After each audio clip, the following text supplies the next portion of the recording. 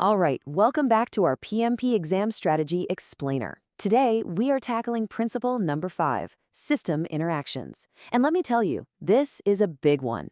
This isn't just about ticking off tasks on a list, it's about learning to see your project for what it really is, a living, breathing, interconnected system.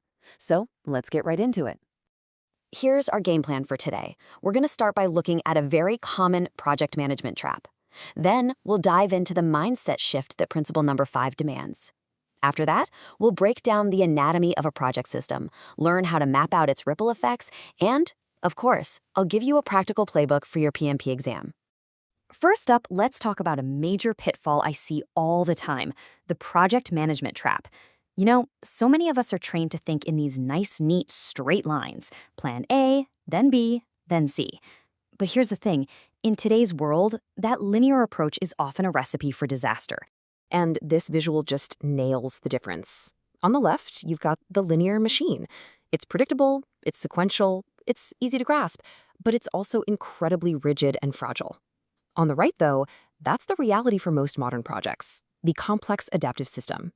It's dynamic, it's messy, it's interconnected, and it's constantly changing.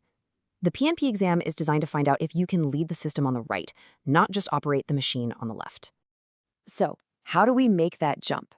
How do we go from managing a simple machine to leading a complex system? Well, it all comes down to a fundamental shift in your mindset. It's about training yourself to see the entire intricate ecosystem that your project lives in, not just the individual trees right in front of you. And here is the principle itself, word for word: recognize, evaluate, and respond to system interactions. So what does that actually mean in the real world?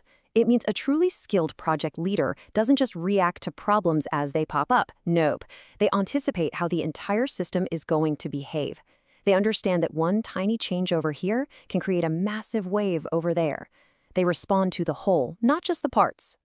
And if you need a reason why this is so critical for your PMP exam and your career, here it is. The business environment domain accounts for a massive 26% of your score. That's huge. The questions in this area are all about complexity, big organizational changes, and navigating challenges you didn't see coming. Mastering systems thinking is without a doubt the key to crushing these questions. Okay, so now that we get the what and the why, let's really dig into the how. To master this principle, we need to kind of pop the hood and dissect the anatomy of a project as a living system. We're about to look at the invisible forces that can secretly make or break your entire project. I love this. This is the ultimate goal, isn't it? The end of whack-a-mole project management. We've all been there, right? You're frantically putting out one fire only to have 2 more flare up somewhere else. That is a classic symptom of not seeing the system. The goal is to move from that reactive chaos to a strategic, holistic approach, where you're not just fighting fires, you're shaping the environment. So let's break down these forces. It all starts with systems thinking. That's the foundation, seeing the big picture. Then you have interdependencies, which is just recognizing that nothing happens in a vacuum. A change to the budget isn't just a spreadsheet update. It hits team morale, it impacts scope, it messes with your timeline. Next are feedback loops. These are cycles that can either spiral things out of control or help bring things back into balance. Then there's emergence. And this is a fascinating one. It's being ready for the unexpected outcomes, the new ideas or conflicts that you could never have predicted just by looking at the individual parts.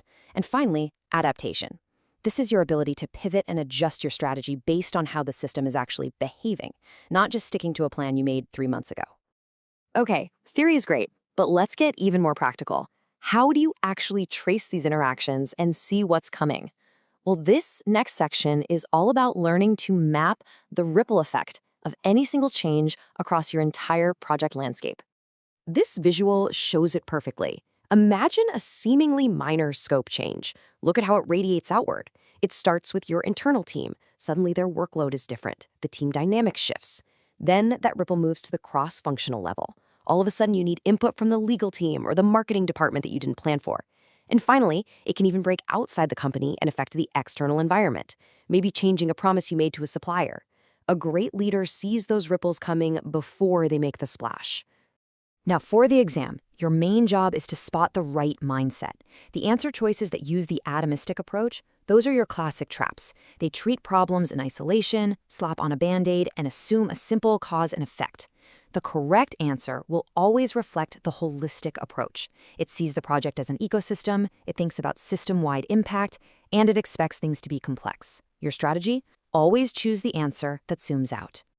All right, let's get super tactical. Here is your actionable playbook.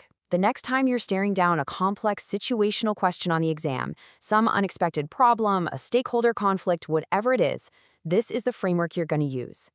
So, a crisis hits your project. What's the very first thing you do? You follow this 4-step loop. Step 1, recognize. This isn't just a random event, it's a symptom of a deeper system interaction. Step 2, evaluate. Think about the potential ripple effects. Who else does this touch? What about the budget, the timeline, the stakeholders? Step 3, respond with a strategic adjustment, not just a quick fix. And finally, step 4, and don't forget this one, monitor. Keep an eye on the system to see if your solution created any new unintended consequences. And here it is, the golden rule. If you remember one thing for exam day, make it this. The best answer will always demonstrate systems thinking. The exam is testing your ability to analyze the big picture, the broad architecture, not just your skill at putting out a small fire. Your strategy should always be to choose the answer that zooms out before it zooms in. Let's bring all these ideas home with one final powerful metaphor. This is really about your own evolution as a leader. It's about graduating from just managing individual, disconnected atoms to guiding a complex, living organism. And you can see it right here. On the left, that's atomistic management, a neat little grid of separate tasks. It's organized, sure, but it's lifeless. It has no synergy. On the right, that's where we want to be. That's holistic systems leadership. You're guiding a living, breathing ecosystem where every single part influences all the others. It's a total paradigm shift from managing inert parts to nurturing a dynamic whole. And so we're left with this final thought: organism over atom. The truly great project leaders, the ones who not only ace the PMP but lead incredible projects, don't just manage tasks. They cultivate and navigate the complex ecosystems their projects exist within. That is the very heart of principle number 5. So you have to ask yourself, are you a manager of atoms, or are you ready to be a leader of organisms? If this explainer helped you see your projects in a new light, make sure you subscribe for our next deep dive in the PMP Exam Strategy Series. Thanks so much for joining me. Learning Reinforcement, System Interactions. Welcome to Episode 5 of the 2026 PMP Exam Strategy Series. Today, we analyze Principle 5, recognize, evaluate, and respond to system interactions. Traditional models rely on an atomistic paradigm, plotting tasks as an isolated sequence from point A to point B. But modern variables, diverse teams, shifting technology, overlapping processes, quickly break this linear assumption as nodes multiply and reconnect into a multidirectional web. A modern project functions as a complex adaptive system. It operates like an interconnected organism where every internal component influences the behavior of the whole. Attempting to manage a high-scale project architecture with a strictly linear mindset leads to a fundamental disconnect between the project plan and the reality of the work environment. This shift from task tracking to systems management is the primary focus of the business environment domain on the 2026 PMP exam. According to current PMI specifications, the business environment domain carries a 26% weighting on the exam. PMI uses this specific portion of the test to evaluate a candidate's ability to navigate non-linear complexity and anticipate unintended consequences. Systems thinking serves as the baseline requirement for successfully managing hybrid, agile, and large-scale project environments. Transitioning from linear logic to systems theory is a mathematical necessity for candidates aiming to secure the points in this 26% block. This diagram shows a complex network representing a project ecosystem.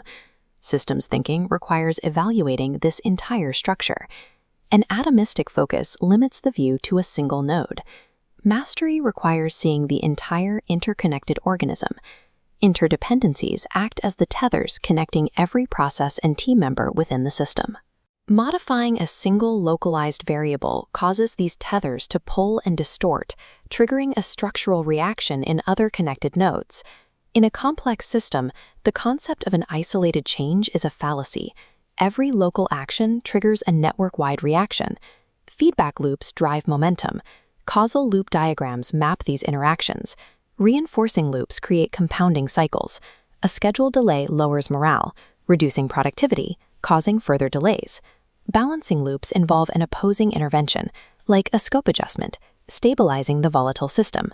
Emergence is the natural byproduct of these interacting loops, where new patterns and behaviors spontaneously form within the network.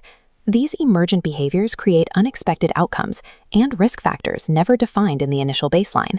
Effective management mandates continuous adaptation, where project plans are adjusted based on these observed emergent behaviors.